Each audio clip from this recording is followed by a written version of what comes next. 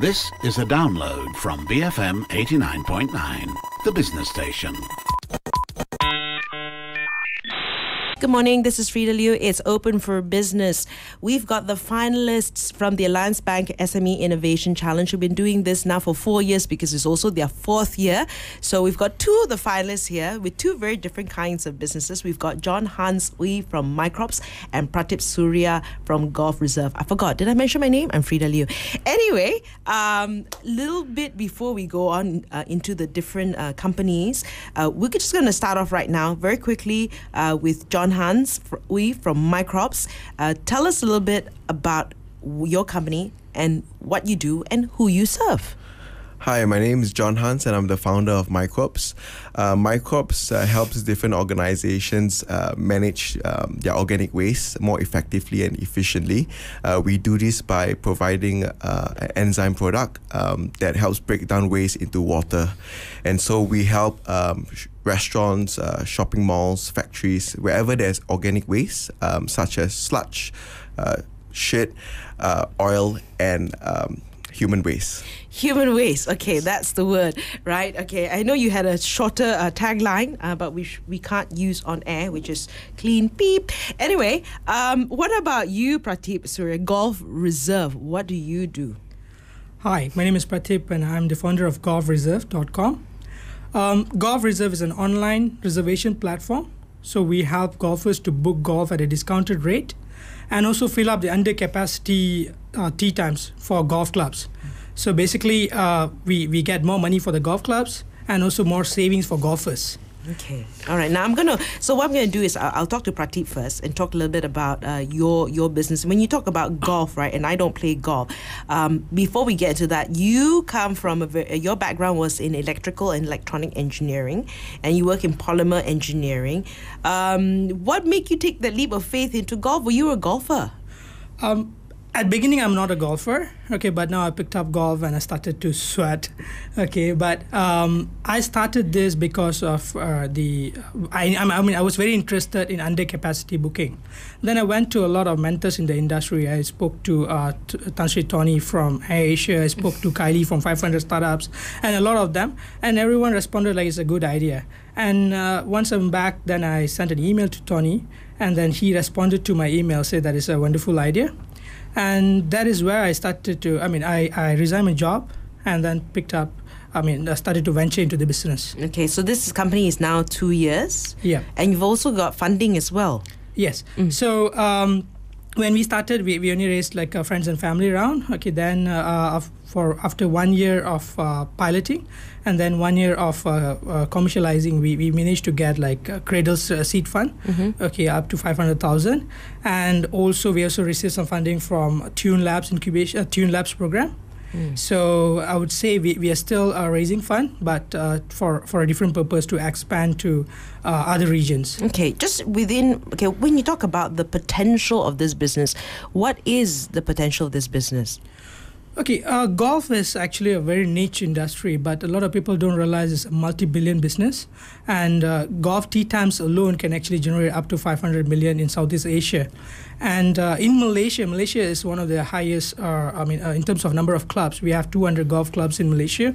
And if we compare to other regions like Thailand and Indonesia, but definitely golf is bigger market in Thailand and also Indonesia. In terms of golfers, in Malaysia alone, we have about 120,000 being registered and another like 380,000 who's not registered with Malaysian Golf Association. And these people are like, in some we can say 500,000 golfers. And on top of that, we are getting a lot of Korean and Japanese traveling to Malaysia on winter season to play golf. They'll be here for 3 months. And we also receive a lot of expatriates that's playing golf, and that really speaks well with our current traction. We've been getting like almost 10 to 15% of foreign golfers in our platform. So there's golf tourism that you're looking at as well. Yeah. Okay, so what kind of marketing did you do to promote Golfreserv? Okay, we do marketing like digital marketing and also road shows. We do like a Facebook marketing, and then we engage golfers in the golf clubs or driving range. So that really helps us to grow our initial players. Okay, what are some of the obstacles in your way right now in terms of expansion besides funding? Besides funding, I would say talent. Okay, getting the right talent in Malaysia is a bit challenging, especially because we are a tech startup. Okay, our needs are slightly different, digital marketing, and then also we are in golf as well. So we really need people who's passionate in, like building a company. And these days, younger generations are like, they're very much interested in working in MNCs. They have a totally different culture. So when we even interview some people, they'll come to us and say, we want to work from 10 to 7. They have a totally different need. So I would say getting the right talent is very challenging. Especially, so right now, how big is your team? At the moment, we are six of us. Okay. And we are actually recruiting another 3. Okay, Yeah. so in terms of what you're doing right now, are there other competitors? There are some other competitors who tried this, and probably they do. I mean, they are not successful in doing it.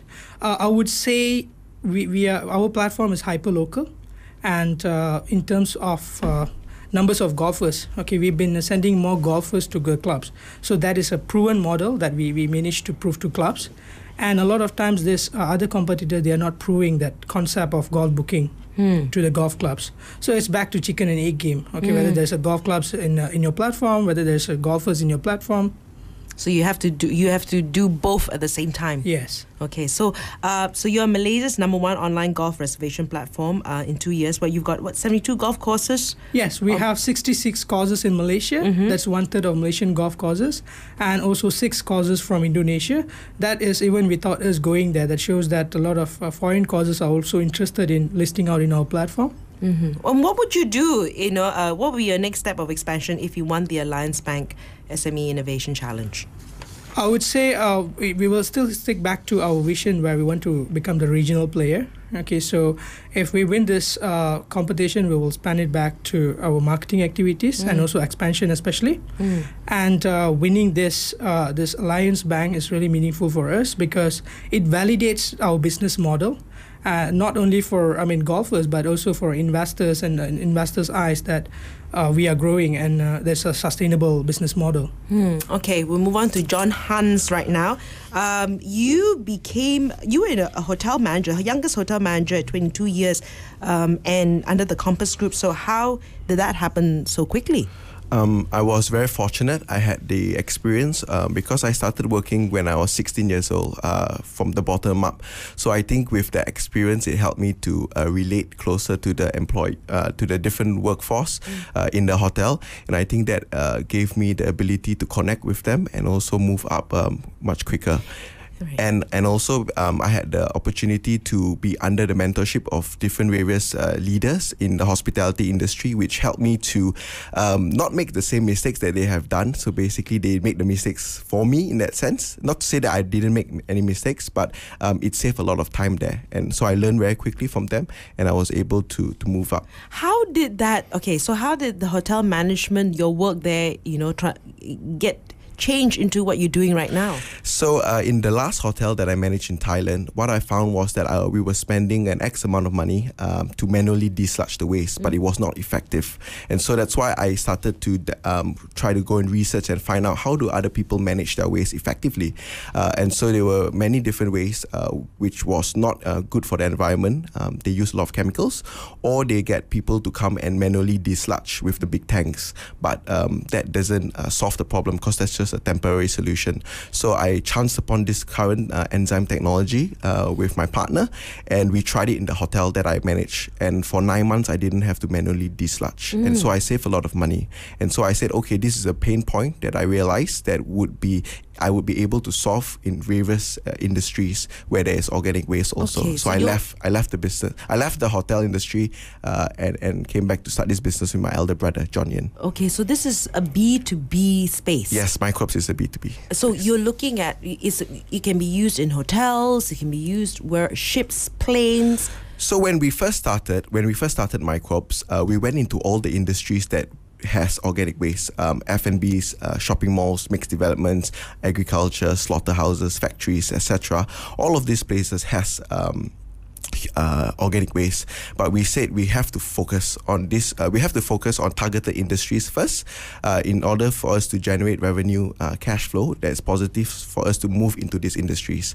And what we realized was F&Bs were the easiest to close, because it takes 2 to 4 weeks to close the F&B industry, compared to a shopping mall or a factory, which probably would take 3 to 6 months. Okay. So that's how we started. So yeah. How fast is this?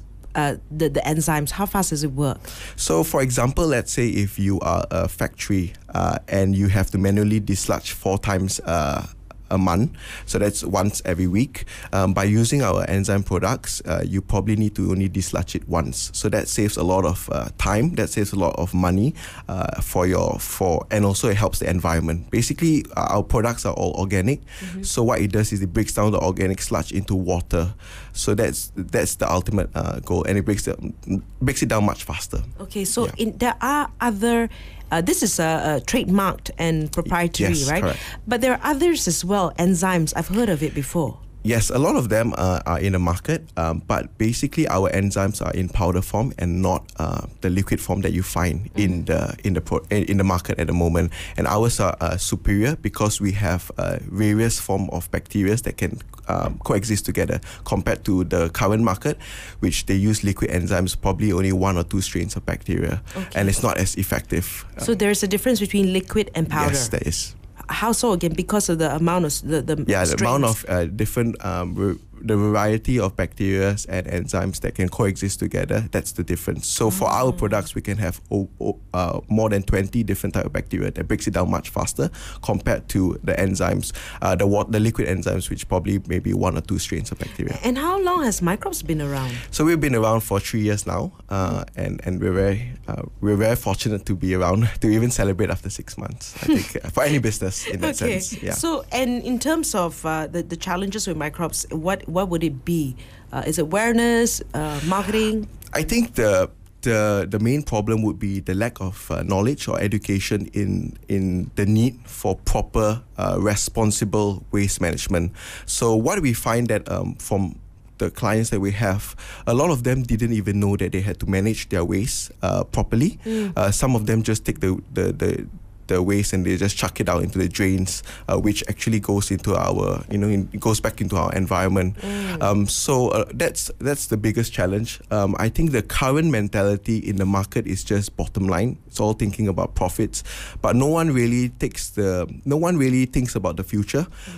There must be some sort of accountability for what we are doing today. So imagine if we have 30,000 restaurants in Klang Valley, and all these 30,000 are not managing their oil and sludge properly. They're just throwing it into the environment. What will happen in the next 20, 30 years or even 50 years for the future generation? So I think that's the hardest problem that we have right now. Are they not laws in place, or is it just enforcement that's an issue? I think it's both. There are laws that are in place, but I think it's just the part of the enforcement. What we find is that, for example, some business owners, they will for all restaurants, it is compulsory to have a grease trap where they trap all the sludge and oil. So what we find is that some people, they will probably just remove it because it's a pain to clean this oil. They'll remove it after they get their permits or they get their approvals from the local enforcement. Yeah. So what will your next step be if you win the challenge? So right now, Microbes is a very lean company. We have 3 people in the company that runs and manage the whole of Malaysia and Singapore. So with winning this Alliance Biz Challenge, we'll use the money to grow the sales force. That's number 1. Second, what we will do is that we want to spend a bit in terms of marketing and trying to package this product and also the awareness of it slightly in a more attractive way because it's such a niche business and such a, I would say, unsexy business in that sense, waste management. So that's the second thing that we want. And then the third is that we want to spend, Microbes, we would like to spend the money on R&D to get more products that caters towards the needs after getting the feedback from our current clients now. Right. So, I mean, even moving into B2C. Yes, correct. Okay, we'll talk a little bit about what you've learned so far going through the challenge after this. John Hanswi from Microbes and Pratip Surya from Golfreserv. You're listening to Open for Business, BFM 89.9. Business for Malaysia. BFM 89.9. It's open for business. Good morning. This is Frida Liu here. I'm speaking to John Hans Wee from Microbes and Pratip Surya from Golfreserv. They're two of the 20 finalists for the fourth Alliance Bank SME Innovation Challenge. Earlier on, they were just sharing with us a little bit about their business.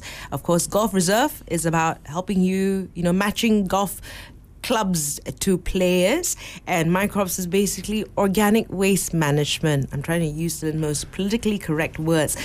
So you guys have actually gone for some training under Alliance Bank. What you've gone through lean marketing and presentation impact, and of course a CEO chat as well, right? What have been some of the learnings for you? We'll start with John Hans.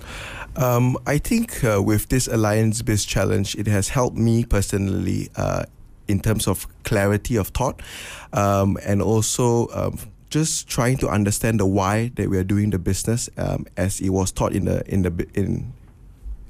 challenge. In the course, and also it helped me to gain clarity on focusing on what is the important things in the business that we want to focus on instead of trying to do everything else. And I think that's what I really learned from this Biz Challenge. When you say focus on one thing instead of doing everything else? In terms of your business, so they say, okay, what is the most important thing that you have to be focusing right now in terms of this period, in terms of your business? Perhaps it might be marketing, it might be expansion. Sometimes, in a startup, we tend to try to do everything at once. So I think that's what has taught me to basically stop, take a step back, reflect on what we are now and how we want to grow forward. And I think that's really one of the biggest things that I take home, and I think it's really good value. And yourself? From the trainings, actually, I feel personally that a lot of times business owners, we try to solve problems, and but when we solve problem, lead the team. But from the presentation training, I learned that we actually need to reach out to mass, saying that what is our idea, and also not only for the market, but also for the team, to investors, and also to public or our customers. So having a good presentations is key for any leader of a company or leader of any leader. Okay, and of course you had a CEO chat room, right? CEO chat. Yes. And that was with Tan Sri Liew Kee Sin. No, that was with the CEO of EcoWorld, Dato' Chang. Dato' Chang. Okay, so what were some of the insights from that meeting? From Dato' Chang, I think I learned how EcoWorld has actually built a business differently. When they started, it's like with the concept, selling the concept. It's not just another developer. So that is how I think every business has to be. When we are doing something, it has to be very excellent in what we are doing and why we are different than others. So that is the key take that I got it. Key takeaway from that one. Yeah. What I learned from Dato' Chang was that how they grew EcoWorld in 3 years to be where they are today, from their team focusing on relying on their small team, and now they have grown.